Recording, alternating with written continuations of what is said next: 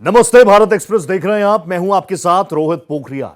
आज 6 बजे के स्पेशल एडिशन में एक ऐसे मुद्दे पर हम लोग बात करेंगे, एक ऐसे सच का पर्दा हम खोलेंगे जिसको हमारे देश का एक बड़ा तबका सच मानता ही नहीं है। जी हां, अगले 1 घंटे तक आपको हमारे साथ बने रहना है। और इस स्पेशल ब्रॉडकास्ट का मैं आगाज करूं उससे पहले जो लोग मेरे साथ यहां पर मौजूद हैं, देवनाथ जी हमारे साथ स्पेशल कॉरेस्पॉन्डेंट है भारत एक्सप्रेस के, और साथ ही हमारे साथ एक पीड़िता हैं। उनकी आप बीती आपको बताऊंगा, उस सच को बेपर्दा करेंगे जिसको शायद एक बड़ा तबका देव भाई सच मानता ही नहीं है। तो इस पूरी डिबेट को मैं आगे ओपन करूंगा, उससे पहले ये टॉपिक क्या है ये भी मैं आपको जल्दी से बताता हूं। आज एक ऐसा सच आपके सामने आएगा जो सच आपकी सोच को झकझोर कर रख देगा। यह सिर्फ एक लड़की की कहानी नहीं है, एक ऐसे संगठित अपराध की काली परतें हैं जिसको खोलना बहुत जरूरी है, और भारत एक्सप्रेस इन परतों को खोलेगा, परत दर परत सच आपके सामने रखेगा।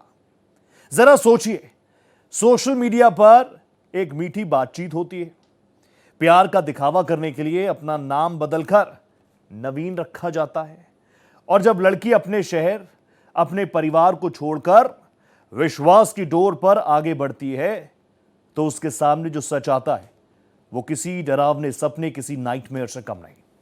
हम बात कर रहे हैं इंदौर की उस बेटी की जो फेसबुक के माध्यम से गाजियाबाद के नावेद के जाल में फंस गई। लेकिन यह कहानी सिर्फ धोखे तक सीमित नहीं है। एफआईआर में जो खुलासे हुए वो बेहद चौंकाने वाले हैं, डराने वाले हैं। सोशल मीडिया का इस्तेमाल आप भी करते होंगे, हम भी करते हैं। आपके घर में आपकी बहन, बेटियां, आपके छोटे बच्चे सोशल मीडिया का इस्तेमाल करते होंगे। वो इंस्टाग्राम चलाते होंगे, फेसबुक चलाते होंगे, यूट्यूब चलाते होंगे, अलग अलग सोशल मीडिया प्लेटफॉर्म चलाते होंगे। तो आप समझ रहे हैं उनके माइंड पर किस तरीके का इम्पैक्ट है। और भारत एक्सप्रेस इस तरह के खास तौर से ये मुद्दे जो लोगों को बहुत बहुत एक्साइट करते हैं, लेकिन उसके पीछे एक ऐसा काला सच भी है जो जानना बहुत जरूरी है। आज की स्पेशल ब्रॉडकास्ट में भारत एक्सप्रेस इन्हीं परतों को खोलेगा। तो अब आप देख लीजिए, एक बड़ा तबका जो मैं बार बार कह रहा हूं, जो इस सच को सच ही नहीं मानता, आज उसकी भी आंखें खोलने का काम भारत एक्सप्रेस करेगा। जो अभी घटनाक्रम मैंने आपको बताया, जिस इंदौर की बेटी का जिक्र हमने किया, जो सोशल मीडिया के माध्यम से जो बातचीत, जो एक कॉन्वर्सेशन शुरू हुआ और धीरे धीरे धीरे धीरे वो घटनाक्रम इतना आगे बढ़ा कि आज देश की एक बेटी का जीवन पूरी तरीके से खराब हो गया।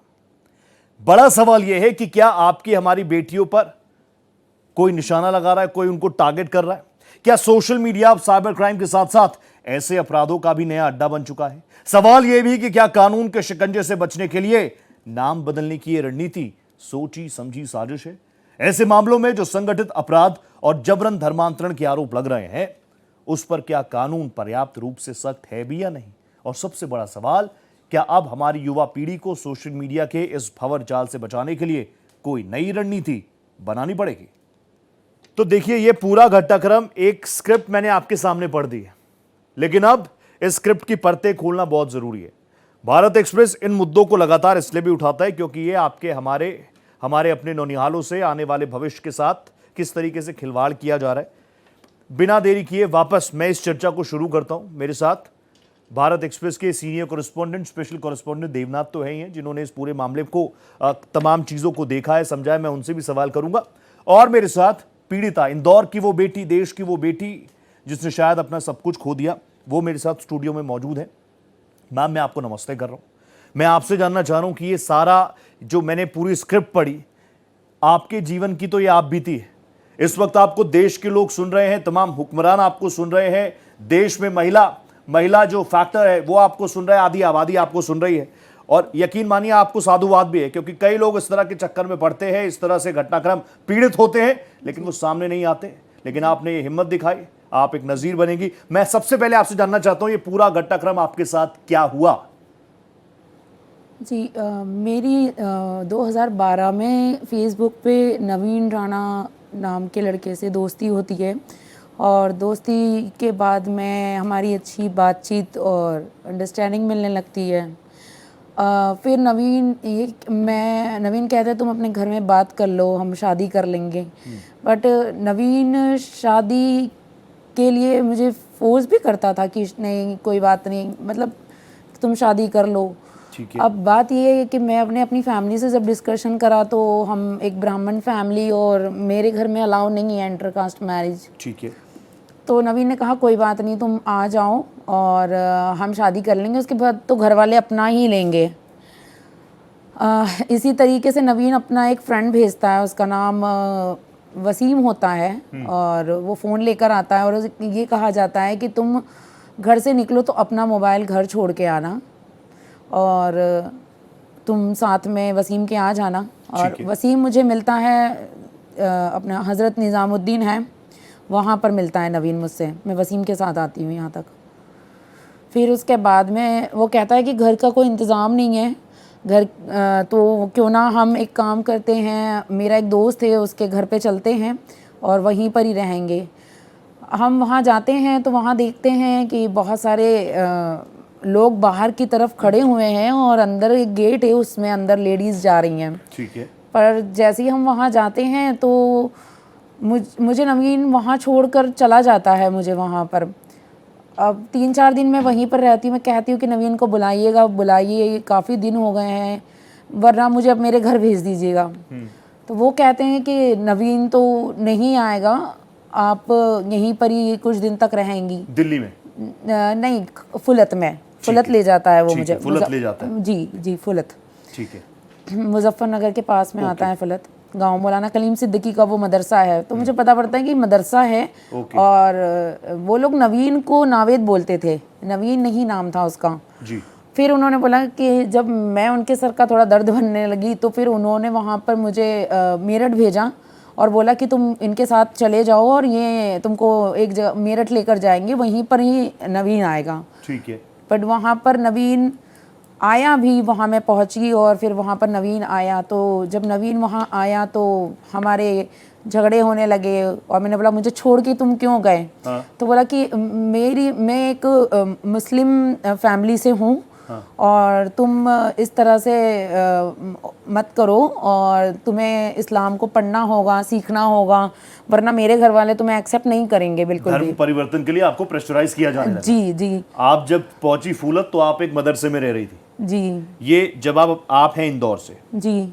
और जो नवीन, जो उसने अपना नाम आपको बताया नवीन राणा, जी जी, वो है गाजियाबाद से? जी नहीं, ठीक है। मैं आगे आपसे वापस बात करूंगा। बहुत सारे सवाल है, जनता आपको देख रही है और सोशल मीडिया पर भी लगातार हमारे चैनल्स को लोग देख रहे हैं, वहां से भी सवाल आएंगे। हमारे साथ एक पैनल भी जुड़ेगा लगातार। मेरे साथ प्रबोधानंद गिरी जी महाराज जुड़ चुके हैं, महामंडलेश्वर है। महाराज, मैं आपको नमस्ते कर रहा हूं, नमन कर रहा हूं और मैं तुरंत आपके पास आ रहा हूं। हमारे जो स्पेशल कॉरेस्पॉन्डेंट हैं देवनाथ जी, इन्होंने तो बहुत हिम्मत दिखा दी, ये यहां तक पहुंच गई। इनके साथ जो कुछ हुआ, इनका तो जीवन किस तरीके से बर्बाद हुआ वो हम समझा जा सकते हैं और कहानी अभी तो हम इनसे, इनकी आप बीती क्या है वो भी समझेंगे। लेकिन आप मुझे बताइए, जब ये पूरा केस आपके सामने आया, क्या कुछ चीजें निकल कर आई? देखिए, ये जो मामला है बहुत बड़ा है, बहुत बड़ा। मैं इसलिए कहता हूं कि एक लड़की जो यहाँ पर खड़ी है जी, उसका 3 बार तलाक होता है और 2 बार हलाला होता है। जरा इस प्रक्रिया को समझिए कि हिंदू लड़की के लिए कितनी बड़ी बात होती है। और रोहित, मैं एक बात जो कहूँगा है कि एक लड़की जो बीबीए की पढ़ाई करना चाहती है, अपना भविष्य, अपना जीवन बहुत अच्छे से गुजारना चाहती है, फेसबुक के जरिए नवीन राणा उससे मिलता है और नवीन राणा के चक्कर, प्यार के चक्कर में आकर जब लड़की घर से बाहर निकल जाती है तो पता लगता है कि वो तो नावेद है। वो नवीन राणा जो बताता था कि वो हनुमान जी का सबसे बड़ा भक्त है, महादेव का भक्त है, हिंदू देवी देवताओं में आस्था जताता है, कलावा पहनता है, और जब लड़की घर से निकलती है, जैसे ही पता लगता है उसको कि नावेद है वो, तो आप सोचिए क्या गुजरा। लेकिन इसके बाद की जो त्रासदी, जो मैंने एफआईआर की कॉपी देखी है, उसको समझिए जरा। लड़की को किस तरीके से मदरसे में रखा जाता है, कैद करके रखा जाता है, 9 दफा नमाज के लिए कहा जाता है। ये भी कहा जाता है कि गजवाए हिंद का जो सपना है वो भी पूरा होगा। और इसके अलावा एक हिंदू ब्राह्मण बिटिया को जो आरोप है, गोमांस तक खिलाया जाता है। इस कहानी में बहुत सारे दर्द है, बेबसी है, लाचारी है, लेकिन इन सब के बीच रोहित, भारत एक्सप्रेस और इस लड़की की हिम्मत जरा देखिए कि लगभग 1.5 साल के बाद भी लड़की झुकी नहीं, वो लड़ती रही, एक एफआईआर के लिए दर दर की ठोकरें खाती रही, लेकिन जब खबर चली है तो बहुत सारी चीजें हुई हैं और आज मुझे खुशी है इस बात को लेकर के कि लगभग 16 लोगों के खिलाफ एफआईआर दर्ज हुई है। हाँ। और जो अभी का मेन अभियुक्त है उसको पुलिस ने जेल भी भेज दिया है। लेकिन एक बात जो मैं कहना चाहता हूं जी पूरी वो बात यह है कि क्या कोई ऐसा सिंडिकेट है जो लव जिहाद करता है? क्या वो जरा सोचिए, नावेद जो है, जो नवीन राणा है वो कौन था? नवीन राणा जो है हाँ। एक जिम में काम करता था। अच्छा। जिम का संचालक है वो। ट्रेनर, और जिम। वो वहां से किस तरीके से एक कोरियर बॉय की तरह बाहर निकलता है, कोरियर बॉय की तरह लड़की को झांसे में लेता है, डिलीवर बॉय की तरह, एक तरह से डिलीवरी बॉय है, और वो मदरसे में छोड़ता है और वहां से गायब हो जाता है। उसका काम वो फिर इसके जीवन में नहीं आता। लड़की बार बार कहती है उसको बुलाओ, लेकिन उसका काम खत्म। यानी क्या लड़की को बार बार बेचा जा रहा था? ये सवाल है, ये बहुत बड़ा सवाल। सवाल। और ये सिंडिकेट इसलिए मैं कह रहा हूं कि बहुत बड़ा है क्योंकि लड़की जब वहां जाती है तो उसको ताले में बंद कर दिया जाता है, उसको इस्लाम के लिए दबाव डाला जाता है, उसको यह भी कहा जाता है कि अगर तुम इस्लाम कबूल नहीं करोगी तो तुम्हारे साथ ठीक नहीं होगा। और उसके बाद क्या होता है, ये कहानी बहुत मुश्किल है। रोहित, एक और बात नहीं, और महज कहानी नहीं, ये तो हकीकत है देव भाई। बिल्कुल। कहानी सुने, कहानी तो सच्ची भी हो सकती है, फिक्शनल भी हो सकती है, लेकिन ये तो हकीकत है। क्योंकि स्टूडियो में हमारे साथ पीड़िता मौजूद है, वो बहुत इमोशनल हो गई। वो क्या कुछ झेल कर यहां तक पहुंची, मैं समझ सकता हूं उनकी मानसिक दशा को, शायद ही देव भाई हम लोग बिल्कुल, समझ पाए। बिल्कुल। लेकिन देश में, आप देश के लिए एक नजीर है। वो लड़कियां जो अभी, या वो युवा जो अभी सोशल मीडिया प्लेटफॉर्म पर दिन रात अपना वक्त बिताते हैं, ऐसे अनजान लोगों से बात करते हैं, अपने परिवार को आप समझिए, वो दर्द भी आपकी आंखों में महसूस कर पा रहा हूं। मैं तुरंत आ रहा हूं प्रबोधानंद गिरी जी महाराज जी के पास मुझे जाना पड़ेगा एक बार, लेकिन आप प्लीज हिम्मत रखिए। अब आप भारत एक्सप्रेस के साथ हैं, पूरा भारत आपके साथ है। महाराज, मैं आपसे जानना चाहूंगा, महाराज, इस तरह के केसेस पिछले कुछ वक्त में कि नावेद बन गया नवीन, और इस तरह के कई केसेस, अनलिमिटेड केसेस आ चुके हैं सामने, लेकिन बार बार देश का एक तबका कहता है कि ये तो झूठ है, ये तो मनगढ़ंत कहानियां हैं। महाराज जी, आप मुझे बताइए, इस तरह के केसेस सामने आ रहे हैं, क्या किया जाए? ये हमारे भारतवर्ष में हो रहा है सब? ये भारत में योजनाबद्ध तरीके से लव जिहाद के माध्यम से हिंदू लड़कियों को फंसाया जा रहा है। ये एक अंतरराष्ट्रीय षड्यंत्र है। ये कोई सामान्य घटना नहीं है जी। और ये कोई ऐसे नहीं है कि सडनली हो गई है जी, ये प्लान्ड घटना है। महाराज प्लीज आप अपनी बात कंप्लीट करें। मुझे प्लीज ये बता दीजिए कि मेरे इस महान भारत में, मेरे इस भारतवर्ष में लोग मानने को तैयार नहीं कि लव जिहाद होता है, लोग मानने को तैयार नहीं कि अवैध तरीके से धर्मांतरण किया जाता है, लोग मानने को तैयार नहीं कि सोशल मीडिया अब इस तरह के प्रपंचों के लिए कितना बड़ा प्लेटफॉर्म बन चुका है। हम करें तो क्या करें? मैं आपको एक बात बता दूं, मेरी ध्यान से सुनना इस बात को। जी सर। मेरी आवाज आ रही है आपके पास? बहुत शानदार आवाज आ रही है महाराज। ये जो है इस्लाम का उद्देश्य है। आप इस्लाम को पढ़ेंगे तो इस्लाम में क्या कहते हैं वो पढ़ाते हैं रोजाना। मस्जिद मदरसे में कुछ पढ़ाया जाता है, उसका शॉर्ट समझ लीजिए जी। 1 मिनट भी नहीं लगेगा। वो कहते हैं कि हमें मुसलमान, और मुसलमान माने जिसका मुसल्लिम ईमान, और मुसल्लिम ईमान का माने मतलब है जो अल्लाह और कुरान और मोहम्मद को माने, उस पर चले, और जो इस पर नहीं चले वो काफिर। ये इस्लाम ने पूरी धरती को 2 हिस्सों में बांटा हुआ है, एक इस्लाम है और बाकी सब काफिर हैं।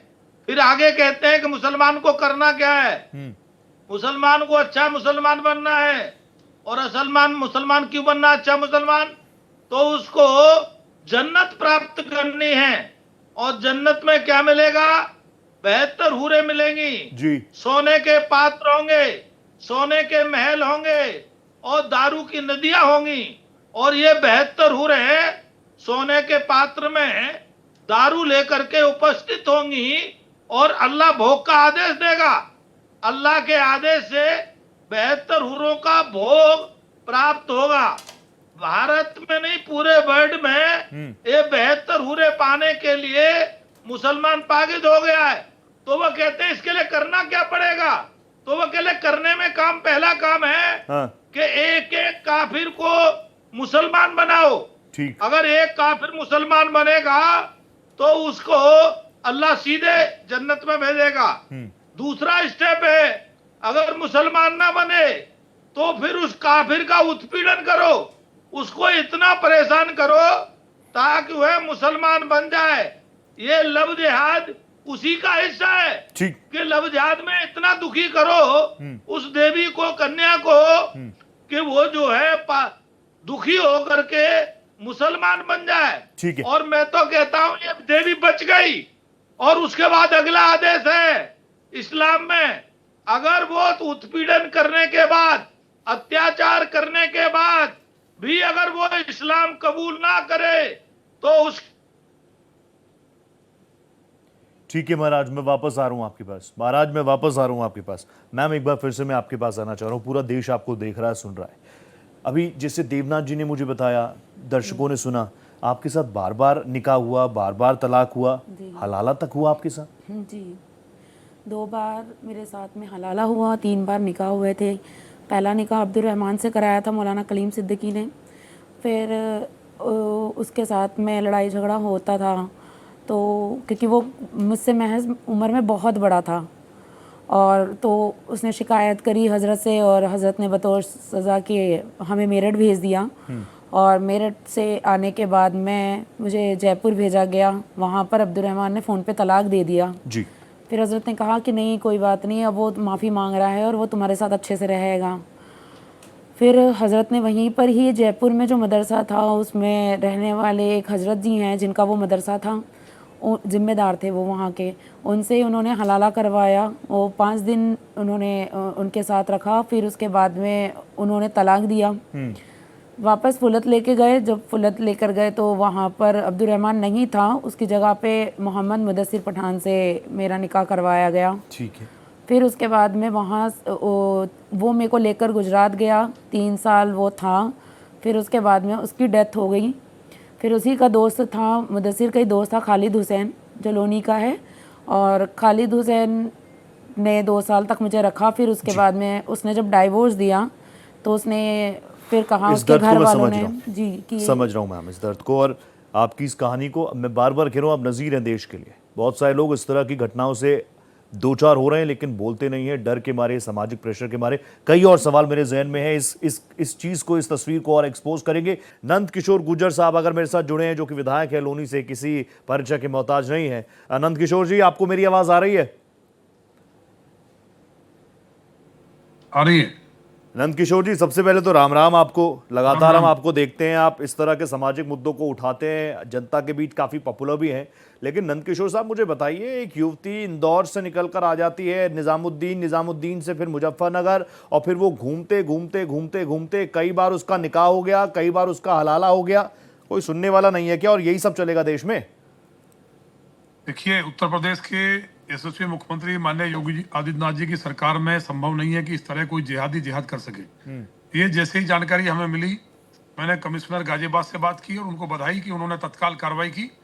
और जितना भी नेटवर्क है, ये कोई छोटी घटना नहीं है जी। मदरसे में जिस तरह से अन्य लड़कियों को भी रखा गया है, जो हमारी बहन ने बताया, वो बहुत भयावह है। और ये जो केरला स्टोरी 2 आई है जी, वो बहुत कम है, उससे कहीं ज्यादा अंदर खाने एक जिहाद चल रहा है, जिसमें विदेशी ताकतें, कट्टरपंथी मुल्क और ISI का निश्चित तौर पर रोल है। तो इसके लिए हमने कमिश्नर साहब से कहा, उन्होंने तुरंत कार्रवाई करते हुए FIR कराई और उस जिहादी कठमुल्ले को गिरफ्तार कर लिया है। उसके बाद जो चीजें सामने आई हैं बहुत जल्दी सब एक्सपोज होंगी, बहुत हैरान करने वाली हैं। और जो हमारी बहन जो बता रही है, ये एक वेल क्वालिफाइड जो MBA कर रही है बेटी जी, उसको नवनीत राणा बनकर, ठाकुर बन करके लव जिहाद में फंसाता है। ऐसे व्यक्ति के लिए तो फास्ट ट्रैक कोर्ट हो, मैक्सिमम 10 दिन में फांसी की सजा हो। ये हम मांग भी करेंगे, विधानसभा में अपनी बात को उठाएंगे। लेकिन यहाँ भी मैंने मुख्यमंत्री जी से मिलकर के इनको न्याय सुनिश्चित हो, और जितने भी बेटियां और हैं वहाँ, ये जितने भी जहरीले नाग हैं, इन सबका एक अभियान चला करके फन कुचला जाए। उसके लिए भी हम लोग माननीय मुख्यमंत्री जी से बात करेंगे और इंसाफ दिलाएंगे। विधायक जी मैं देवनाथ हूं और मैं इस स्टोरी को कर रहा था। मैं गया था लोनी, और जिसका अरेस्टिंग हुई है, जिसकी, उस शख्स के अंदर जब हम लोग गए थे उससे बातचीत करने के लिए, वो इतना मनबड़ है कि उसने बाहर से ताला लगा दिया और कहा कि आप घुस कैसे गए। हमने कहा जवाब तो हम लेकर रहेंगे। तो देखिए उसके किस तरीके की सोच है, वो मानने को तैयार नहीं था और एक लड़की के साथ खेलता रहा, मारता रहा, पीटता रहा बुरी तरीके से, और पुलिस कुछ नहीं कर पाई। आप सोचिए कि अब जाकर के मामला दर्ज हुआ है। हाँ, भारत एक्सप्रेस ने भी आवाज उठाई, आपने भी आवाज उठाई, लेकिन अब एफआईआर दर्ज हुई है, क्या न्याय मिलेगा, ये सवाल बहुत महत्वपूर्ण है। देखिए, न्याय माननीय योगी जी की सरकार में ना मिले संभव नहीं है।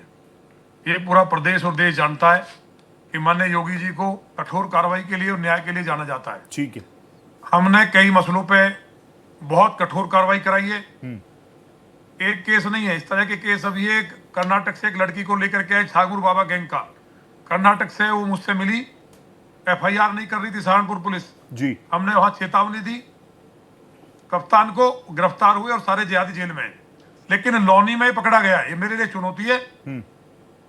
जिस तरह इस बहन को मतलब इसकी जिंदगी को तबाह किया गया, ये शब्द नहीं है, ये बेचारी बोल पा रही है, मैं तो इसको सैल्यूट करता हूँ। ये ऐसी बेटी, ये शेरनी है जो कम से कम जो लाखों बेटियों के लिए एक उदाहरण बनेगी जी। ये कोई छोटी बात नहीं है। नहीं तो मुंह छुपा करके घर में तो सुसाइड कर लेती है, या इज्जत के लिए दर की मतलब ये समझिए कि घुट के मरने का काम होता है जी। कोई शब्द उसके लिए नहीं होते, लेकिन उन्होंने जो आवाज उठाई है, हाँ। ये बेटियों के लिए उदाहरण बनेगी और बेटियां इस बात को समझेंगी। ठीक है। और जितना भी नेटवर्क है, हाँ। उसको ध्वस्त करने में इनकी बहुत बड़ी भूमिका होगी और निश्चित तौर पे हम इसको कराएंगे। ओके, नंदकिशोर जी, मैं जानता हूं आप काफी व्यस्त भी रहते हैं, लेकिन हमारे साथ ये पीड़िता भी यहीं पर स्टूडियो में मौजूद हैं, आपको देख रही हैं, उनका संबल और बढ़ रहा है, आप जैसे प्रतिनिधि होने चाहिए। लेकिन मैं वापस आ रहा हूं, जस्ट मुझे 2-3 मिनट दीजिए नंदकिशोर जी, तुरंत वापस आपके पास आ रहा हूं। मेरे मन में भी एक सवाल है, लेकिन महाराज मेरे साथ लगातार बने, देव भाई आपके पास भी आ रहा हूं, और मैम आपके पास तो मैं आऊंगा ही आऊंगा, आप ही मेरा शो आज कंक्लूड करेंगी। मैम आपके पास ही आ रहा हूं, प्लीज। आप जैसे नंदकिशोर जी ने भी बताया कि आप वाकई नजीर है देश के लिए,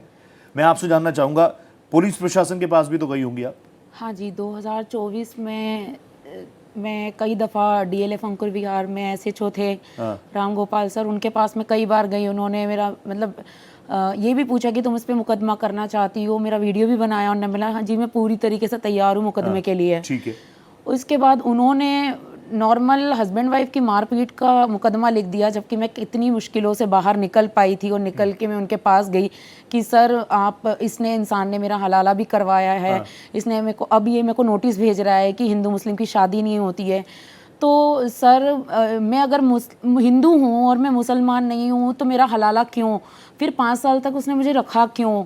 तो ये मेरे कई सवाल लेकर मैं जब उनके पास में गई तो उन्होंने बस मेरे को आश्वासन दिया और ये कहा कि वो चल रहा है, जो कहते हैं तफ्तीश चल रही है, उसी के नाम पे, जांच के नाम पर इतने टाइम हो गया। फिर आखिरी में वो तो मैं थी, आखिरी में और कोई लड़की हो तो वो तो खुद ही सरेंडर कर दे, उनके पास में जो चल रहा है चलने दो, ठीक है। क्योंकि कोई सपोर्ट करने वाला नहीं, ना मेरा परिवार, ना मेरे घर वाले, कोई भी नहीं। उम्मीद है आपको? आप नंदकिशोर गुर्जर जी को भी देख रही हैं, वो भी लगातार कह रहे हैं हम आपके साथ हैं, देव भाई लगातार आपके साथ है, भारत एक्सप्रेस आपके साथ है, न्याय की उम्मीद है? नहीं है? बिल्कुल बिल्कुल। मैं फिर मैं विधायक जी के पास में गई और मुझे बहुत हिम्मत मिली कि उन्होंने सख्त आदेश दिए हैं और फिर मेरा मुकदमा लिखा गया, और मुझे पूरी उम्मीद है कि इसमें बहुत सख्त कार्रवाई होगी। ठीक है, ठीक है। देव भाई आप मुझे बता दीजिए एफआईआर में क्या कुछ है?